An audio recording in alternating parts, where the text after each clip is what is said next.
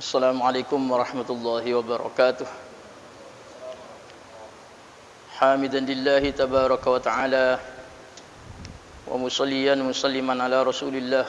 La hawla wa la quwwata illa billah. Qala rabbi shrah li sadri wa yassir li amri wahlul 'uqdatam min lisani yafqahu qawli. Subhanaka la ilma lana illa ma 'allamtana innaka antal alimul hakim. Wa tub 'alaina innaka antat tawwabur rahim. Allahumma inni a'udzu bika an adilla aw udalla aw azilla aw uzalla aw azlima aw uzlama aw ajhala aw yajhala alayya. Wa sallallahu wasallam ala sayyidina maulana Muhammad wa ala alihi wa sahbihi walhamdulillahi rabbil alamin. A'udzu billahi minasy syaithanir rajim. Bismillahirrahmanirrahim. ولا تحسبن الذين قتلوا في سبيل الله أمواتا بل أحياء عند ربهم يرزقون فرحين بما آتاهم الله من فضله ويستبشرون بالذين لم يلحقوا بهم من خلفهم ألا خوف عليهم ولا هم يحزنون يستبشرون بنعمة من الله وفضل وأن الله لا يضيع أجر المؤمنين الذين استجابوا لله والرسول من بعد ما أصابهم القرح للذين أحسنوا منهم واتقوا أجر عظيم الذين قال لهم الناس إن الناس قد جمعوا لكم فاخشوهم فزادهم إيمانا وقالوا حسبنا الله ونعم الوكيل فانقلبوا بنعمة من الله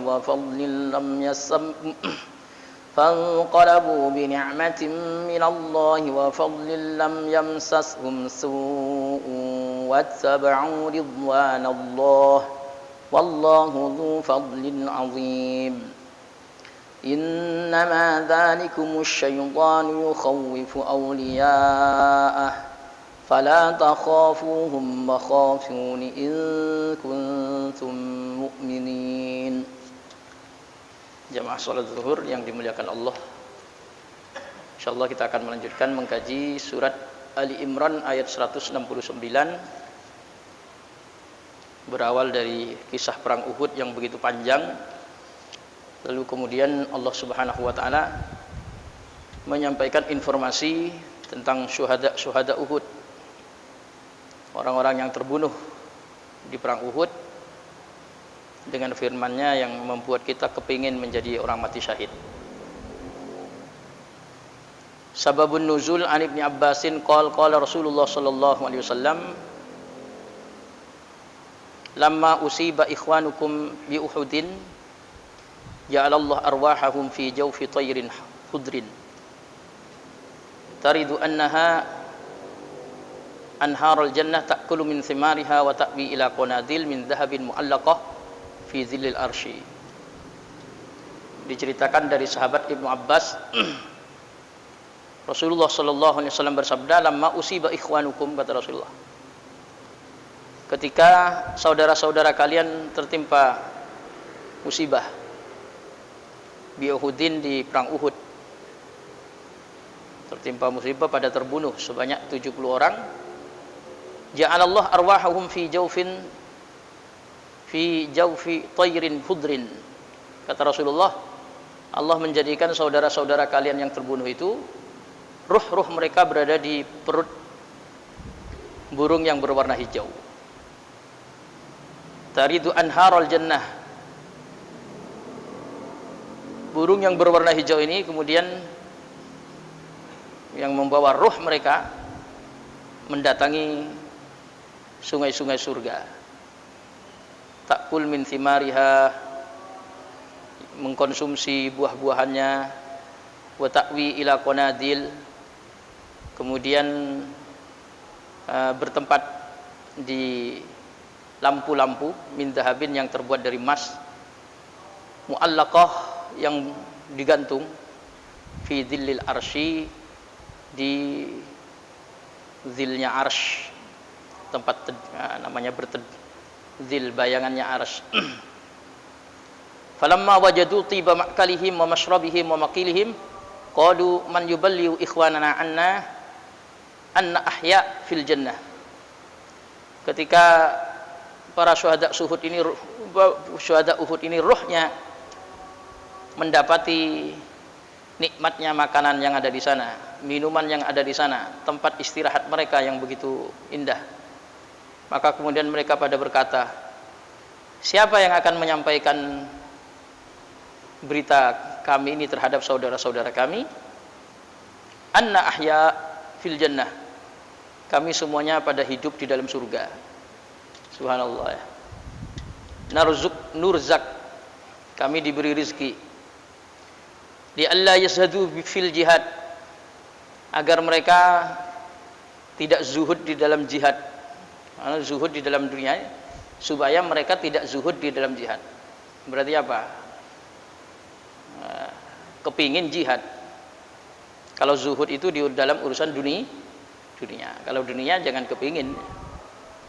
Jadi orang-orang yang mati, yang terbunuh di perang Uhud ini, kemudian ketika mendapatkan nikmat yang Allah berikan kepada mereka, makanan yang begitu nikmat, minuman, tempat istirahat, kemudian mereka pada bilang, siapa yang akan menyampaikan berita ini kepada saudara-saudara kami yang masih hidup, katanya. Kami di surga, luar biasa. Kemudian memperoleh rizki agar mereka mau berjihad di jalan Allah, sehingga mereka tidak takut untuk berperang. Faqala Allah Subhanahu, ana uballihum ankum. Lalu kemudian Allah menjawab, saya yang akan menyampaikan berita kalian terhadap mereka. Ini akhirnya Allah berfirman apa? Ini berita, ini permohonan orang mati syahid waktu perang Uhud. Siapa yang akan menyampaikan berita keadaan kami yang begitu nikmat di dalam surga? Maka kemudian Allah yang menjawab, saya yang akan menyampaikan. Sehingga Allah berfirman, wala tahsabannal ladzina qutilu fi sabilillahi amwata. Janganlah kamu betul-betul mengira alladzina, pada orang banyak, qutilu yang terbunuh siapa? Alladzina fi sabilillahi, di jalan Allah. Jangan mengira apa? Amwatan, mereka ini pada mati. Bal ahyaun, justru mereka ini pada hidup. Inda rabbihim, berada di sisi Tuhannya. Yurzaqun, mereka diberi rezeki. Farihina, mereka pada riang gembira. Bima, dengan apa? Atahumullah, yang telah mendatangkan kepada mereka Allah, siapa Allah? Min fadlihi, dari karunia Allah. Wa yastabshiruna, dan mereka kepingin menginformasikan berita gembira. Billadzina, kepada orang banyak, lam yalhaqu bihim, yang tidak menyusul mereka. Min khalfihim, dari belakang mereka. Berita gembira itu kepingin disampaikan kepada orang yang belum menyusul mereka, belum syahid juga. Allah khaufun, mereka bilang begini, Allah khaufun alaihim walahum yahzanun. Allah khaufun alaihim walahum yahzanun. Tidak ada rasa takut bagi mereka, walahum yahzanun, dan mereka tidak merasakan kesusahan. Enak orang mati syahid. Jadi ayat 169 ini, kalau dari sababun nuzul itu adalah, kata Rasulullah, permintaannya syuhada Uhud agar apa? Agar berita mereka yang begitu nikmat diinformasikan kepada penduduk dunia. Ya Allah, kalau tahu ini kita mesti pengen syahidnya. Yastabshiruna bi ni'mati minallah, mereka merasakan kegembiraan bi ni'mati minallah, dengan nikmat yang datangnya dari Allah, wa fadlin, dan anugerah. Wa annallaha, dan sesungguhnya Allah, la yudhi'u, itu tidak menyia-nyiakan siapa Allah, ajral mu'minin, pada pahalanya orang-orang yang beriman. Siapa orang yang beriman? Alladzina, rupanya orang banyak, istajabu, yang menyambut siapa? Alladzina, lillahi pada seruan Allah war rasul dan utusan Allah, mim ba'di ma asabahumul qarh, dari setelah menimpa kepada mereka luka-luka. Mereka terluka perang Uhud, tapi kemudian mereka masih tetap mengikuti apa? Menyambut seruan Allah dan Rasulnya untuk berperang. Lilladzina ahsanu minhum, lilladzina bagi orang banyak, ahsanu yang melakukan kebajikan, siapa alladzina minhum dari mereka, wattaqau dan bertakwa siapa mereka, ajrun adapun pahala azimun yang agung. Alladzina qala, rupanya orang banyak, qala yang berkata lahum pada mereka, annasu siapa manusia, innan nasa sesungguhnya orang kafir, manusia di sini orang kafir, qad jama'u itu sungguh telah berkumpul siapa mereka, kafir lakum pada lakum untuk kalian, fahsyauhum maka takutlah kalian hum pada mereka, fazadahum ditakut-takuti, fazada maka menambahum pada mereka iman, apanya keimanan, wa qalu dan mereka pada berkata, hasbunallah yang mencukupi kami adalah Allah, ni'mal wakil dan sebaik-baik zat berserah diri adalah Allah. Fanqalabu maka pada kembali siapa mereka, binikmatin dengan membawa nikmat minallahi dari Allah, wa fadlin dan anugerah, lam yamsashum su tidak menimpa kepada mereka su'un apa keburukan, wattaba'u ridwanallah dan mereka mengikuti ridwannya Allah. Wallahu adapun Allah dzu fadlin azim itu memiliki anugerah yang agung. Innama dzalikum hanya itu asyaitanu syaitan, yukhawifu menakut-nakuti siapa syaitan, auliya'ahu pada walikutlah kalian hum pada mereka, wa khafu dan takutlah kalian kata Allah ni kepadaku, in kuntum apabila ada siapa kalian mukminin itu orang-orang iman. Ya, subhanallah. Ini alhasil ada sebuah cerita yang kita pelajari dari kemarin tentang apa? Orang-orang yang terbunuh di jalan Allah waktu perang Uhud. Sehingga dari ayat ini kita jangan kemudian menyalahkan para sahabat yang kelihatannya apa? Kelihatannya yang terlihat seperti membangkang perintah Rasulullah. Karena bagaimanapun Allah menghargai mereka dengan sedemikian rupa ya. Kemudian Allah mengangkat derajat mereka di dalam surga. Kemudian kita juga jangan sampai punya persepsi bahwasannya orang yang terbunuh syahid itu mati, nggak boleh. Apalagi sampai bilang punya prasangka orang yang sudah mati di waktu perang sebagai syahid itu kok kita sebut seperti orang mati-mati, nggak apa, nggak bisa berbuat apa-apa, bahkan mereka ketakutan, bahkan apa ya. Tidak, sudah. Justru ini ayat ini memperjelas bahwasannya orang-orang yang terbunuh di jalan Allah itu justru mereka hidup. Allah bilang sendiri, janganlah kalian mengira orang-orang yang terbunuh di jalan Allah itu mati, justru harusnya mengira mereka itu adalah hidup. Ahya. Mereka justru di sana riang gembira. Kenapa? Karena waktu mereka terbunuh itu, roh mereka langsung ditelan oleh burung yang berwadah hijau. Masya Allah ya. Waktu terbunuh, kemudian ruhnya berpisah dari raganya, tapi ruhnya ini langsung ditelan burung berwarna hijau. Yang kemudian burung yang berwarna hijau ini hadis nih. Kemudian terbang menuju surga. Di sana kemudian mendatangi sungai-sungai surga, kemudian apa? Bergelantungan di lampu-lampu di bawah teduhannya arasy. Ya Allah. Kemudian nikmatnya makanan, nikmatnya minuman yang ada di sana. Akhirnya orang-orang yang mati syahid itu, terutama syuhada Uhud pada bilang, siapa ya yang akan menyampaikan berita yang seindah ini tentang keadaan kami ini kepada orang-orang yang masih hidup yang belum menyusul ini, siapa katanya. Maka Allah yang menjawab, saya yang akan menyampaikan berita itu tentang kalian ini kepada orang-orang yang masih hidup.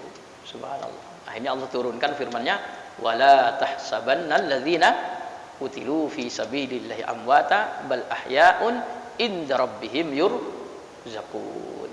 Nikmat betul sudah. Ini nikmatnya menjadi orang mati dalam keadaan syahid. Makanya banyak wallahu a'lam pernah diinformasikan orang-orang yang terbunuh di waktu syuhada Uhud, kemudian terkena banjir, akhirnya salah satu dari tubuh mereka ada yang nampak, Allah jadikan tubuhnya itu masih utuh, masih terlihat utuh ya. Dan itu banyak sekali sudah. Apalagi kalau yang mati syahid itu Sayyidina Hamzah. Sayyidina Hamzah terbunuh waktu perang Uhud.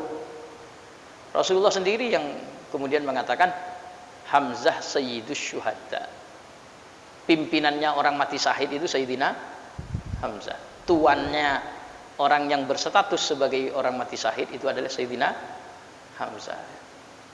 Yang dibunuh oleh Wahsy, yang kemudian dibongkar organ tubuhnya bagian dalam oleh Hindun, dimakannya jantungnya.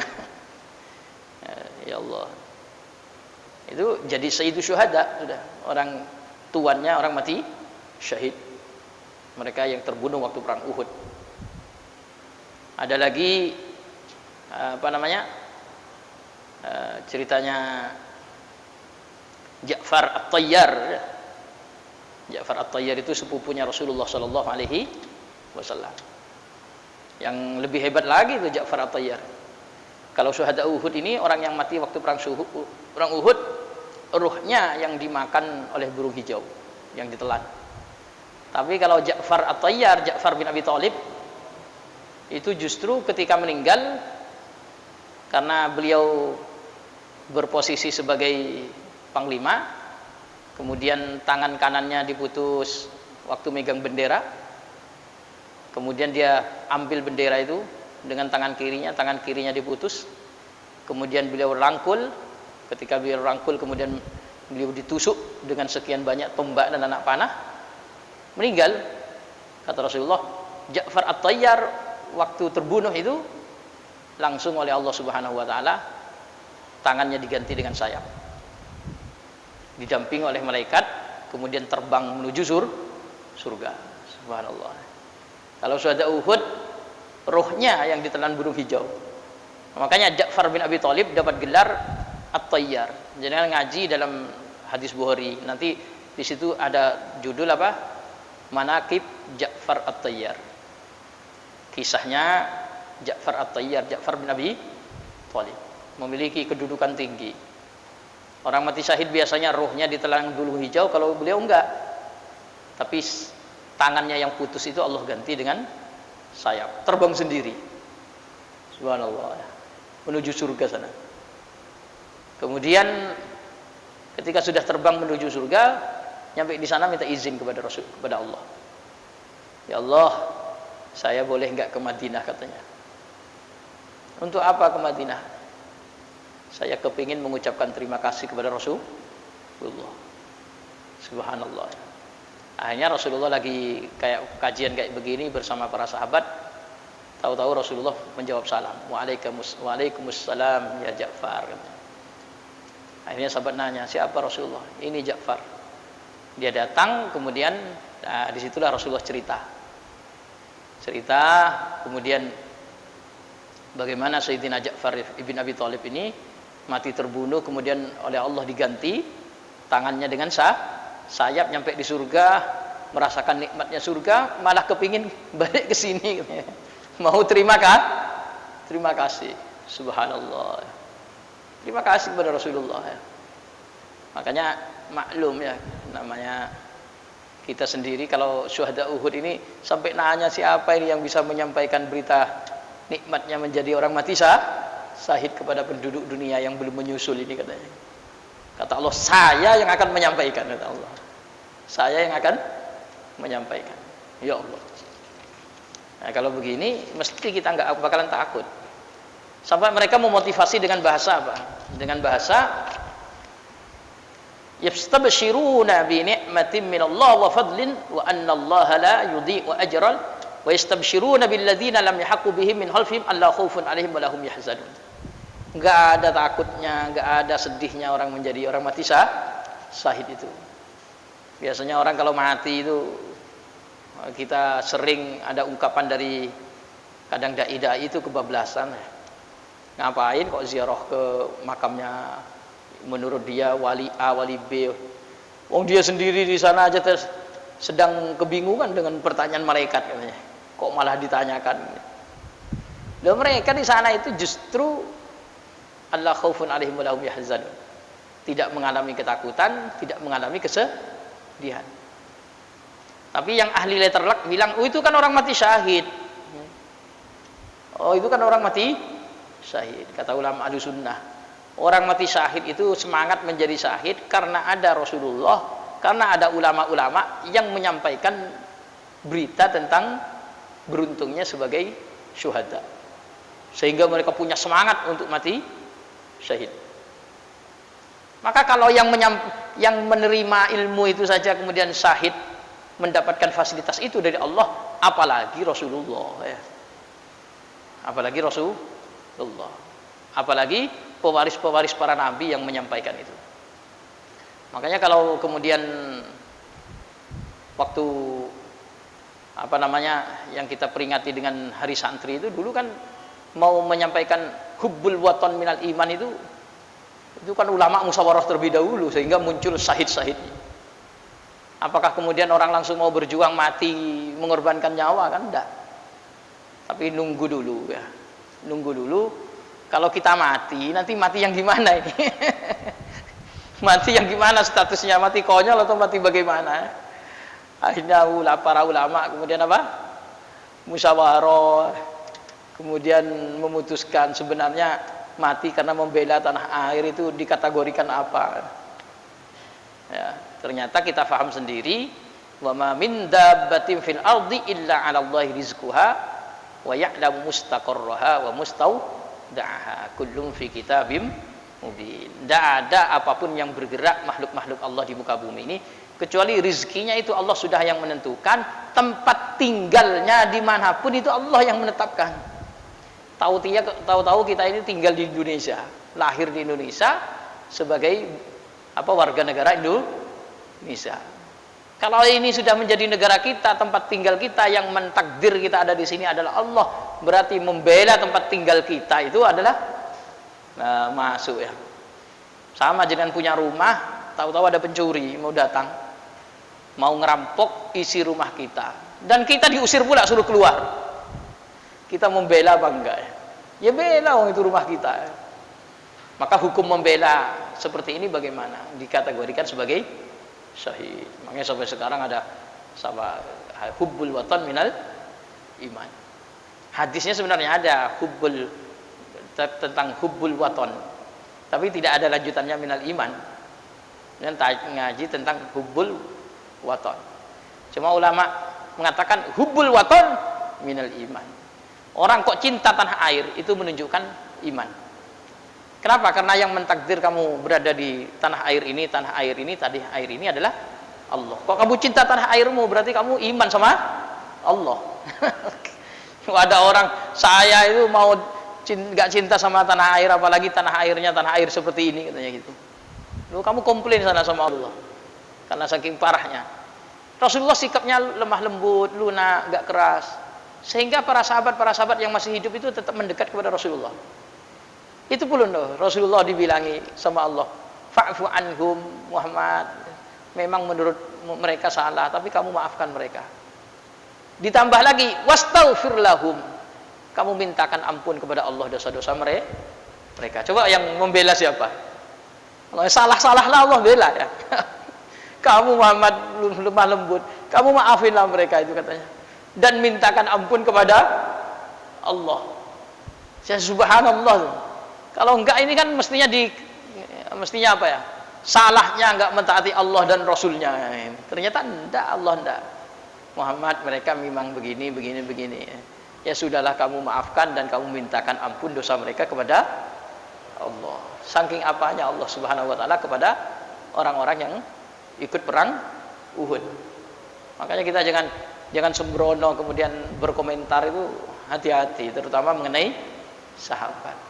Sejelek-jeleknya mereka yang waktu itu ikut perang kemudian tidak sepenuhnya mentaati perintah Allah dan Rasulnya, ternyata Allah iba, kasihan kepada mereka.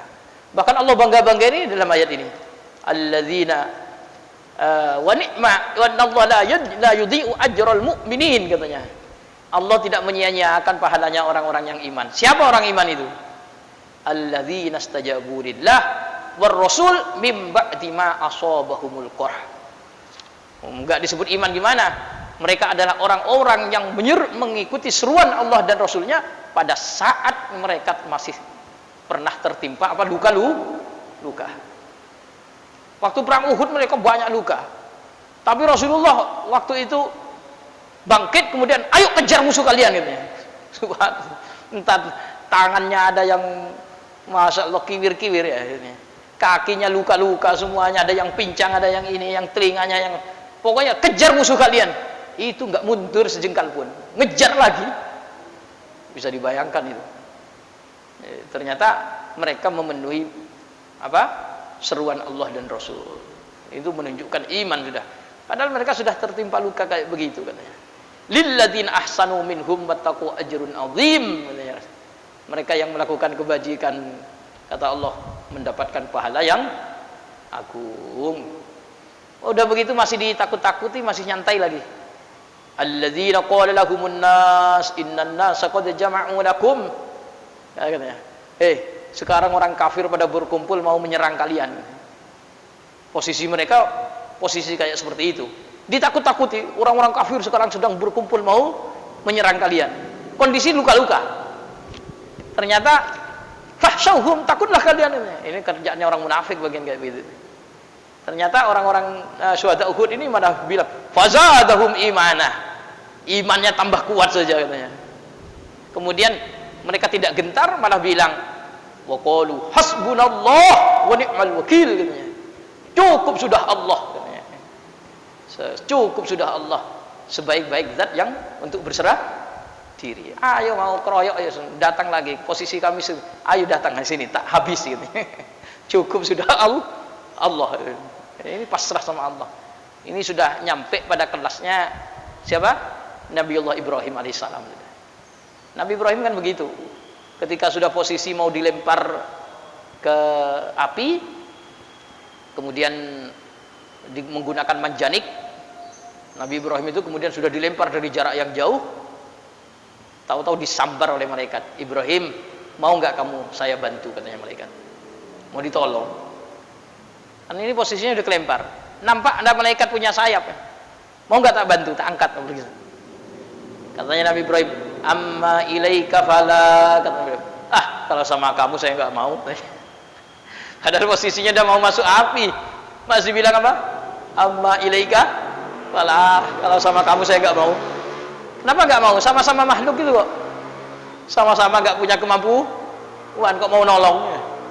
Amma ilaika fala, sama kamu saya nggak mau. Dan terus gimana Ibrahim? Akhirnya Nabi Ibrahim masuk ke api, terucap kalimat hasbiyallah wa ni'mal wakil, hasbiyallah wa ni'mal wakil, hasbiyallah wa ni'mal wakil. Cukup Allah, sebaik-baik zat berserah diri. Karena pasrah totalitas saya kepada Allah. Akhirnya Allah yang bilang, Ibrahim pasrah ke saya totalitas sudah. Akhirnya api yang mestinya panas, kemudian Allah bilang sama api, qulna ya narukuni bardan wa salaman ala Ibrahim. Nah, api-api kamu jadi api yang dingin-dingin saja, katanya. Memberi keselamatan pada Ibrahim. Kenapa? Karena memasrahkan kepada Allah. Pasrah bongkoan secara totalitas. Tapi kalau tanggung ya, kita ada apa-apa ya, minta tolong. Kadang ada orang yang ya, tapi memang ini perlu iman ya, perlu iman hakiki. Pingin nyampe kelasnya orang-orang syuhada Uhud, sama pingin nyampe kelasnya apa? Nabi Ibrahim, itu memang perlu keimanan kuat.